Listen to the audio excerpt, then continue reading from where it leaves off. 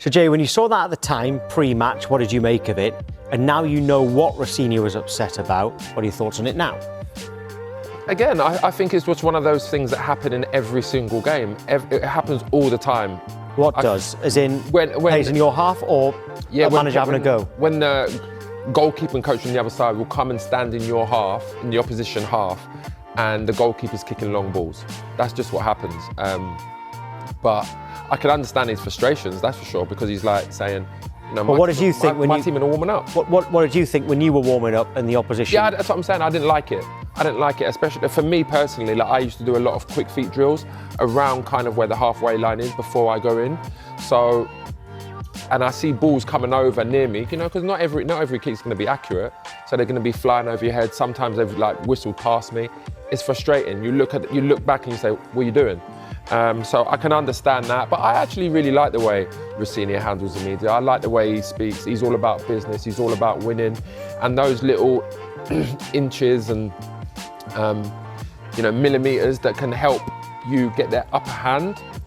You know, you want to use that. Maybe Arsenal did do those kind of things intentionally to, you know, kind of take the players off their game. I'm not too sure, but maybe so. Because I suppose one point would be that Arsenal were saying, we're at home, this is our stadium, this is our pitch, we will go wherever we like. I mean, there is sportsmanship. I mean, look, he's over the halfway line, that's what I'm talking about. So like, he's receiving the ball from the goalkeeper there. Okay. Yeah, he's taking goal kicks, he's, you know, hitting the sidewinders over the defender's head. That's what he's practicing, because they're going to do that in games. But he's saying, I don't mind you doing it, but just stay in your half. It's that simple. And he's got upset about it because, and he's right. He's right, they should respect, Arsenal should respect, I know Arsenal are at home, but Arsenal should show the sportsmanship and the respect to do their warm-up in their half, and then Chelsea's warm-up in Chelsea's half. But it's going to be funny going forward for the rest of the season, because a lot of people are going to be looking at this now and see how Chelsea do their warm-ups. Yeah, I was just about to say that. Well, let's have a listen to what the journalists John Cross and Henry Winter said on back. Jackson always went that way. I know he missed loads of chances, and we see it all the time at Chelsea, but he spread the game. Yeah. You know, Ben wouldn't have liked to play against him. Do you know what I mean? Jackson would come and go, and he opened the game up. Palmer would get on the ball then. You watch Palmer now, and he gets on the ball, he puts his foot on, he goes like that, and he's looking, and no one makes runs anymore. Yeah, Pedro will come this way because he's naturally probably a 10, even though I thought he was outstanding in the first half on Tuesday night. I just think that's what he's struggling with. I think he's struggling with that movement up front. He needs that movement. Yeah. And he's not fully fit. He's probably been rushed back. But, yeah, I just didn't understand, you know, when he said about Steve-O and he said about Cole Palmer, they didn't need the minutes. We've got to look after their minutes. Now, they've been put on the pitch to score a goal. If they score a goal, they've got to play another 30 minutes. Yeah. So now they're playing an hour. Now, wouldn't you have been better off playing them for the first 45? See how it goes, if Chelsea get back in it, and then here we go. And if they don't, and they do get a little bit blown away like Newcastle did, then you go, off you come. We know we can't win it now. We've had a go. That's the way it is. Because if they'd have scored, they'd have had to ended up playing an hour. And there would have only been one winner in the end, and that would have been Arsenal, whatever way, even if they'd have won that 1-0. And yourself, has he managed to sit you down, have any individual meetings with you? Have you spoken to him on a one-to-one? What sort of things was he talking to you about your game? Yeah, we spoke a little bit. He knew I played against him when he was coaching Hull City. And yeah, he said a lot of good things about me. And also he said he want to help me to develop, to improve every day. So I like this kind of manager because it's good to have this feedback from them. Because sometimes if you don't know what you need to improve, and when you heard from the gaffer, you just try to do better. Was there any specifics he spoke to you about that you think in your game as well that you agreed with? He said like he likes me like a striker, but sometimes I can play as a 10. So for me to be ready to learn both positions. And yeah, I think it's good for me because I prefer to play a 9, but sometimes if he needs, I can do as a 10 as well. So you say you prefer to play a 9. Yeah. I think that's a bit of a chat about you, isn't it? What is your best position? But you personally prefer to play as a striker? Yeah, I prefer to stay more near to the goal. I think I'll be more dangerous. But you've played everywhere, man, haven't you? I was looking at like some of your former games. You're playing in like midfield roles, defensive midfield roles. Do you think that's helped your overall game shape? Yeah, of course, because you understand more about the game, you know. But for me, I prefer to stay in front, up there, near to the goal, score goals, and yeah. How get your energy and your legs back, so it's still less than 2 days, so they're doing like a cool down session. Okay, so they're just going to relax today, and then the lads who didn't play more than a half, they're going to work harder. So that's what we call the working group, and they're going to do a lot longer, and those lads are still recovering, so they're ready for water and so.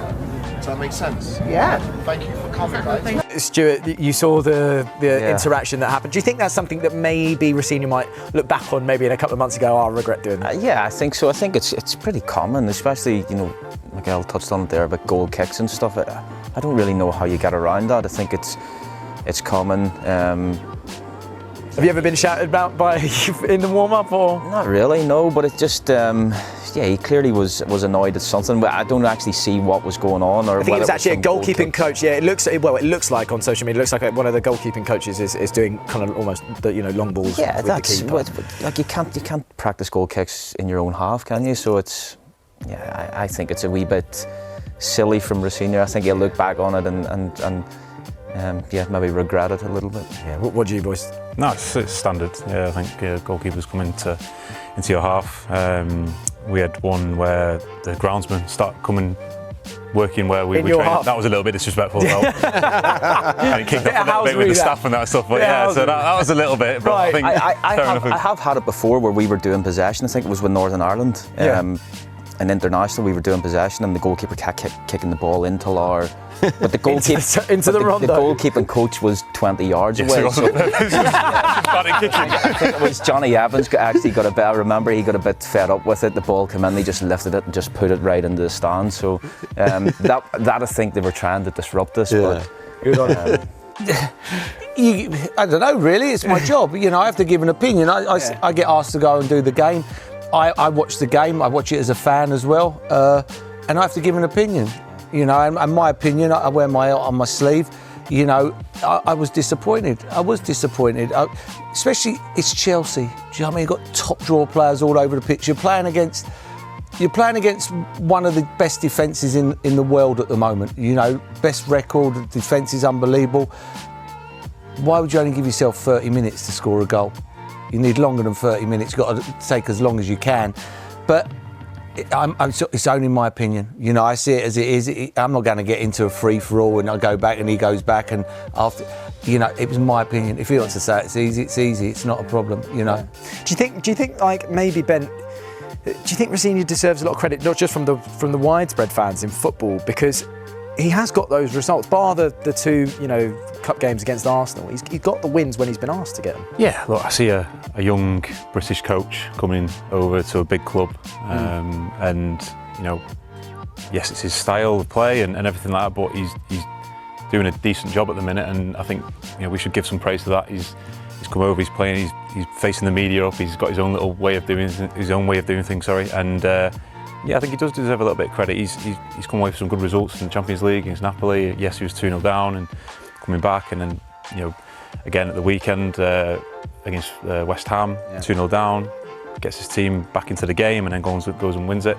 We were a bit disappointed at midweek, and we want to see a good game of football. I think that's where a lot of frustration can creep in, maybe, when the comments coming in, and yeah, it's a it's a semi-final of the cup. You want to see a good game. You know, when it goes to Wembley, and didn't quite live up to the expectation probably of people, which is where probably the criticism comes. Play, it's almost like it feels like we've seen him so much better than what he's performing at the moment. Yeah, you know, he's moved from a big club as well to come to another big club, and you know, he just hasn't quite hit the ground running. See his stats there: 12 starts, 1 goal, 3 assists. You'd expect a little bit more from him in this Chelsea side. He shows little bit glimpses of quality, doesn't he? At the time, you think, oh, you know, he can be such a dangerous player, great player. You know, scores good goals. We saw at United, you know, scoring fantastic goals. Just needs to do it on a more consistent basis. Yeah, I mean, how frustrating is it for you, Paul, when you see him play? When you're getting subbed off at half time, it's only one reason: you're not working hard enough. You've got to work hard. That's the one must. I think from a young kid at 9, 10, 11 up to the best players in the world, the best ones work hard. They work hard. Do you know, that's the must. First of all, that's all you can assure. The man behind the goal, or the person behind the goal, the fan, the one thing, if they would give their right arm to play in that game, they would give their right arm. And the one thing they can only assure you when they did go out and play in that game is they would run around and work as hard as they can, because they know they haven't got the ability of a professional footballer. Yeah. But when they see a professional footballer not working hard, then it becomes unrealistic. And I think at the moment, he's got to get back to working hard. The kid's got ability, but that ability's got to be working hard as well. Messi, the best player in the world, when he was at Barcelona in their pomp, the 5-second press, if he can go and close people down, who's the best in the world, it's hard work hard. And last week when he got subbed, he can't tell me that he left everything on that pitch, and that's the problem. Do you think that's especially in the Premier League as well? Because when you were at Arsenal, say, and players from foreign leagues would come over, there used to apparently be a little bit of a chat being like, over here they'll scream for every tackle and things like that. And is that kind of the case with Garnacho? Just realising what he can unlock for the fans as well. He's been here a long time now, though, hasn't he? He's been a kid. Yeah, he's been, at a new team. He's been at Man United. He's a young kid at Man United, and he gets sold. You sort of think that something's not clicking with a kid. He's got to look at his career, and the lad's a talent. He's a talent. When he's hot, he's hot. But it soon goes. Ben will tell you this football career soon goes very quickly, and he's at the top now, playing for a top team that can win things in the future. Just work hard. If you're not going past the fullback, and it was hard against Wan-Bissaka, how many do go past Wan-Bissaka? Yeah.